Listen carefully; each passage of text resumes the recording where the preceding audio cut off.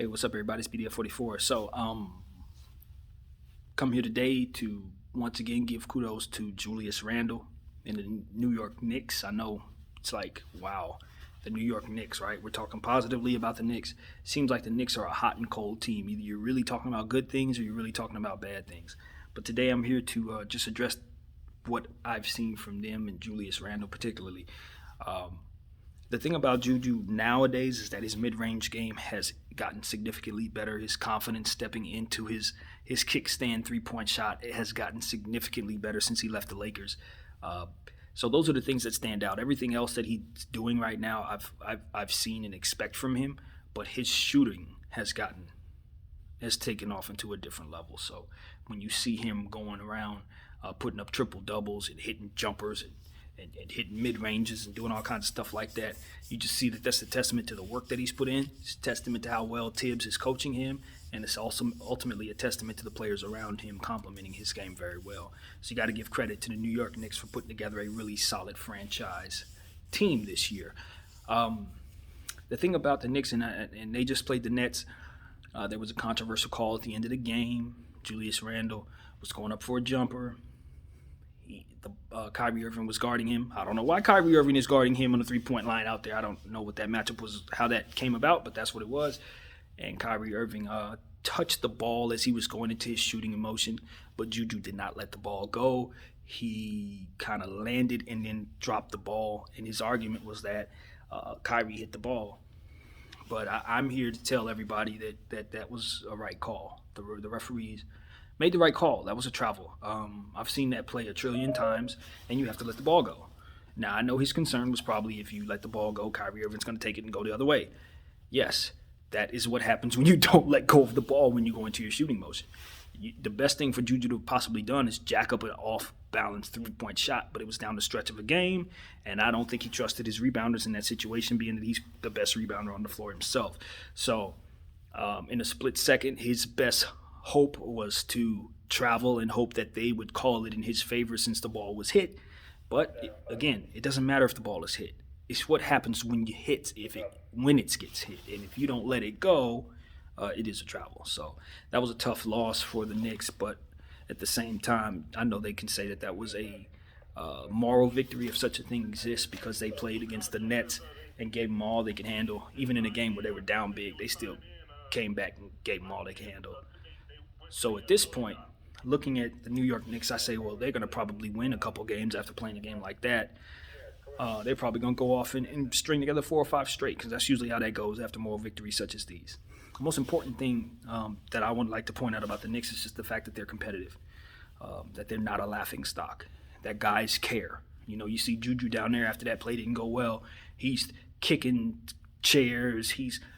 Guys got to hold him back. He's pushing Obi Toppin out the way from holding him back so he can get to the refs. Like, that's the type of energy and love for winning that the New York Knicks fan base has been itching for since Carmelo Anthony got there, right? Like, literally, since he got there. Not since he left, since he arrived. That's what they were hoping to see.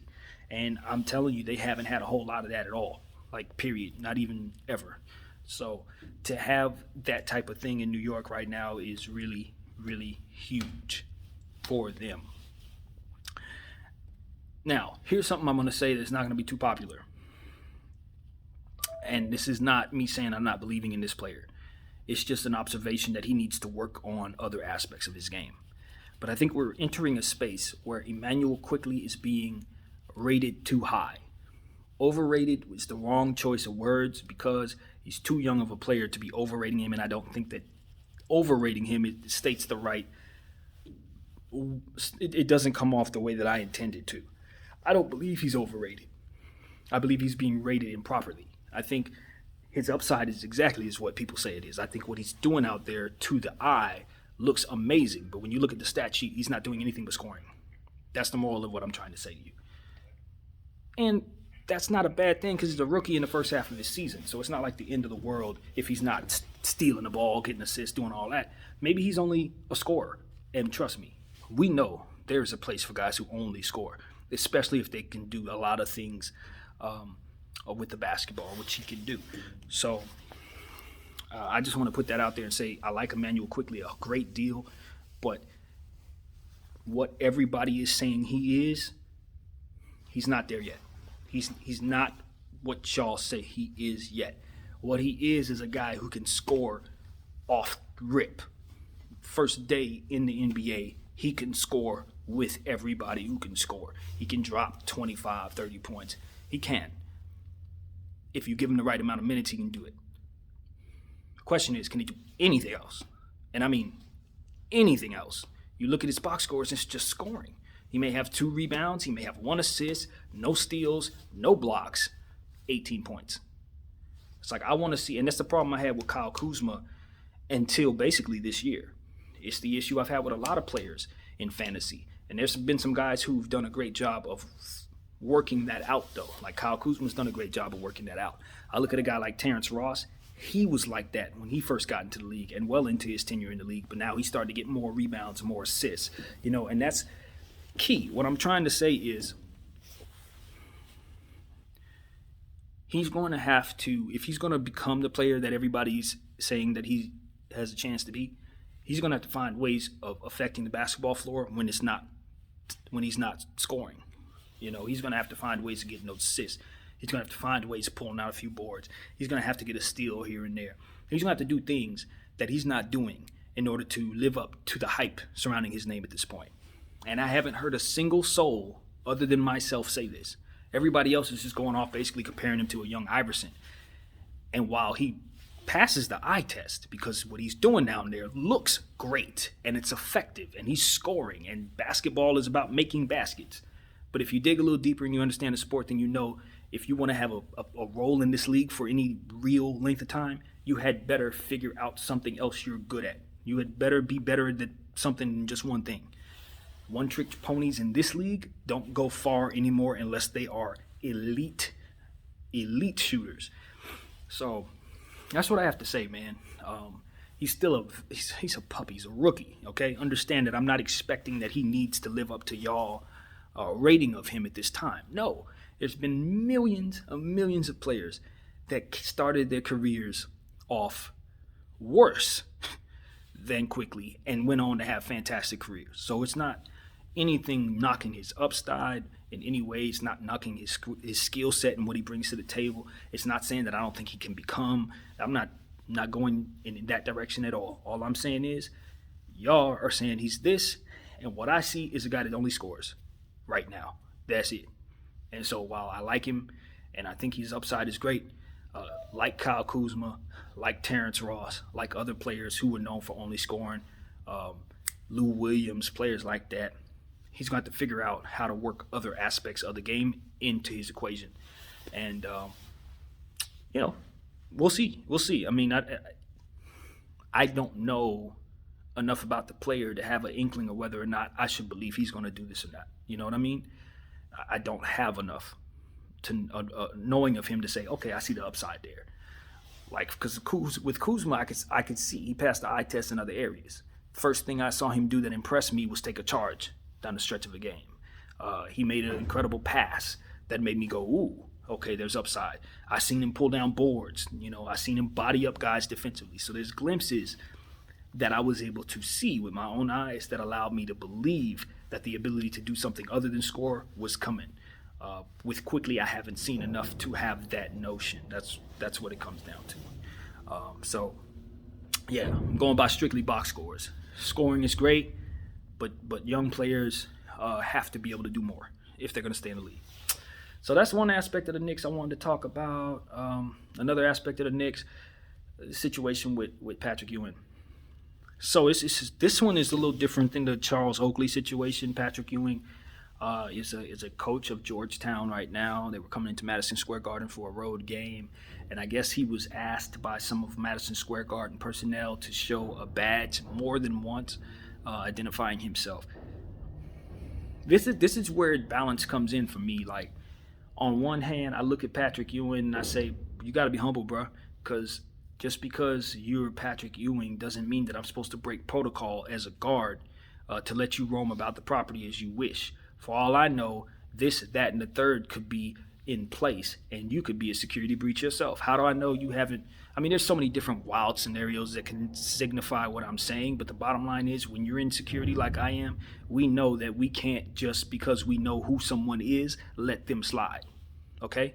So I'm going to give y'all that perspective because I haven't heard that anywhere else. But I'm coming at you guys as a guard. When I tell you, I would have asked Patrick Ewing to show me his badge. And I would have said, hey, Patrick Ewing, I would have acknowledged that I knew who he was. I would have made sure he knew how ridiculous this felt like on my end so he doesn't think I'm some kind of weirdo. But I'm going to do my job, bro. You have to show me your badge or you're not getting around this place.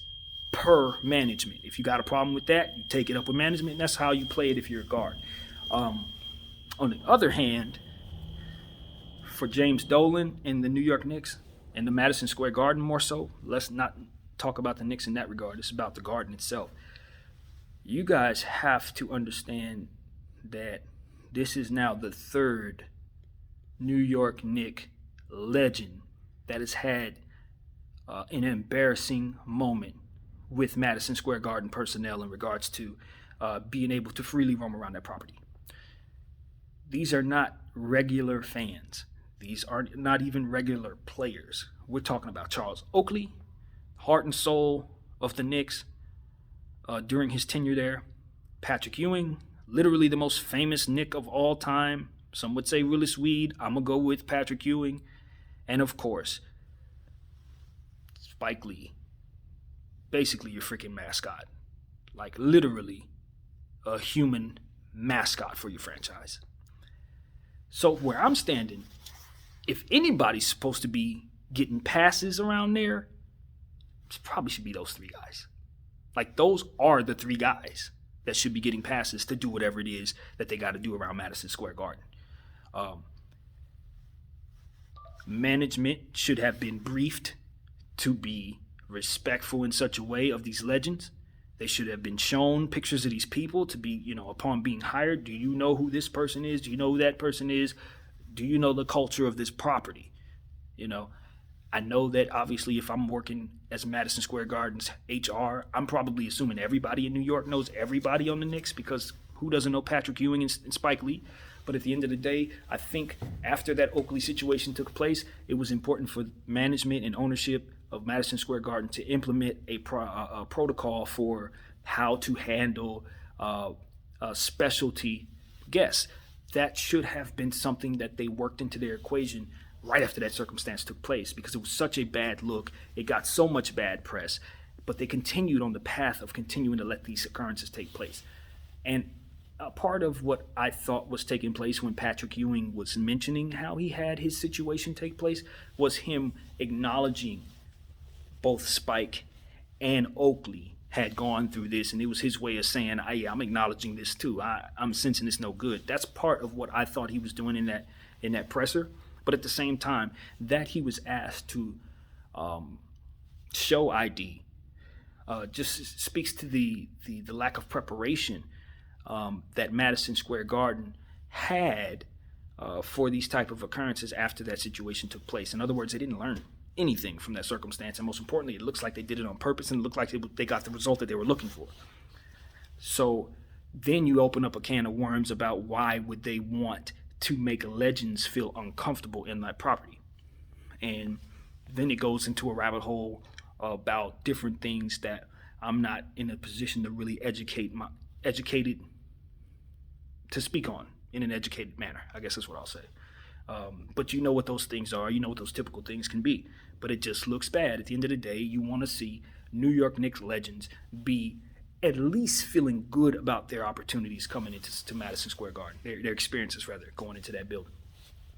And we all know you've all heard this before, but the Lakers would never let Magic Johnson or Jack Nicholson or Snoop Dogg or however walk out of Staples Center feeling this way. You understand what I'm saying? That would never happen. You would never hear Drake talk about he went into the Toronto arena and had issues. Would never happen. You know what I'm saying? So the fact that Spike Lee, and see, this is, when it comes to Spike, this is much bigger than just the New York Knicks organization, because to be completely honest with you, Spike Lee is synonymous with the NBA, period. When I think of the NBA, he's not too far down the list of people that come to mind first. Like, literally. He is one of those people that I think in the NBA, you think of Michael Jordan, you think of Kobe, you think of LeBron, you think of all this. And then when you start looking around at who attends the games on a regular basis, Spike Lee and Jack Nicholson are the first two guys come to mind for me.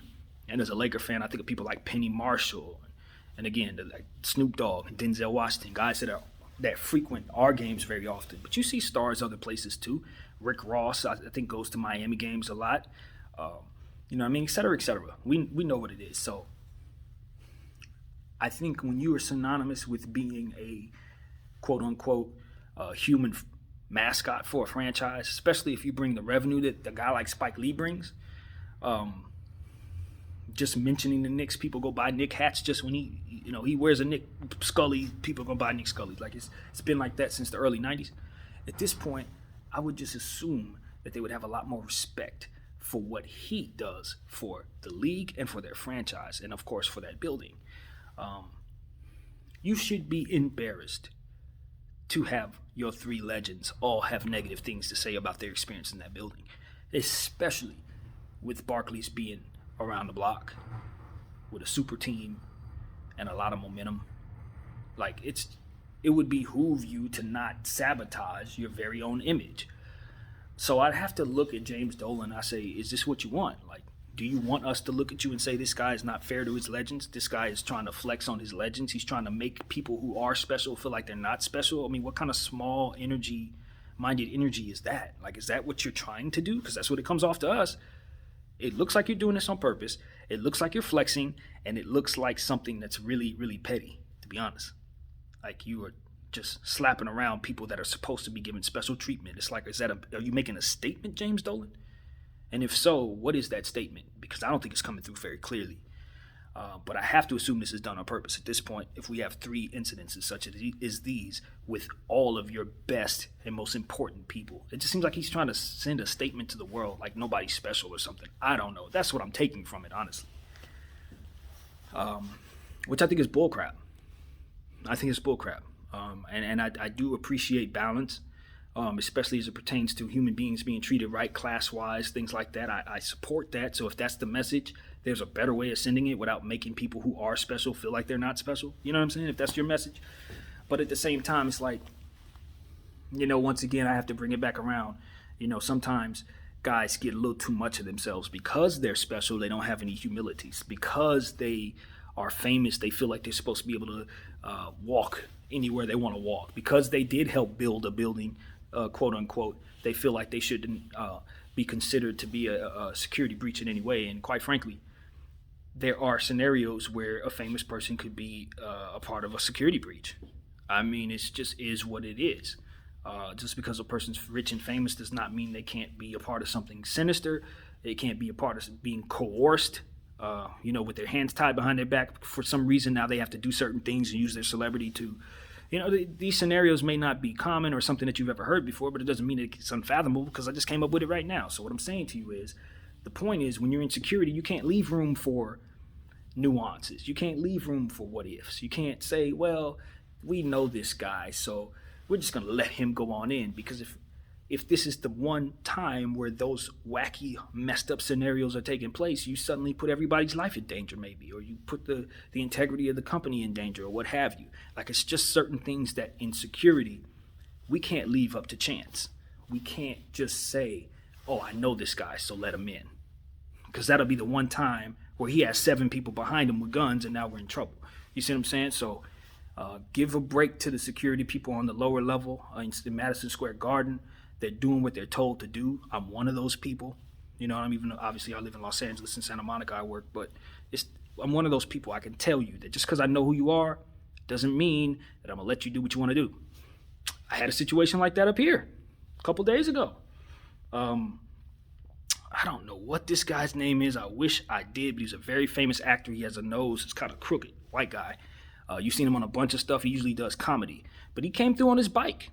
No mask. I recognize his face. It's one of the most famous faces in Hollywood. Like, you're going to know the guy. I just can't think of his name at the moment. But, he came through. I asked him to, not ride his bike. I didn't give a damn he's a celebrity. I don't care if he's a movie star. I'm going to do my job. I'm going to be nice about it. But I'm gonna tell him to follow the rules just like I tell anybody else to follow the rules. Now he could go off on and put me, go on TV, use his celebrity to say that I treated him poorly, and it's just my word against his. But at the end of the day, I'm just doing the job that I need to do to keep my life going, and there should be no reason why I'm condemned for not allowing that famous person to break a rule. So that's what I want to say in regards to that. So yeah, thank you guys for listening to my Knick conversation. My name is BDF44, and I'm out.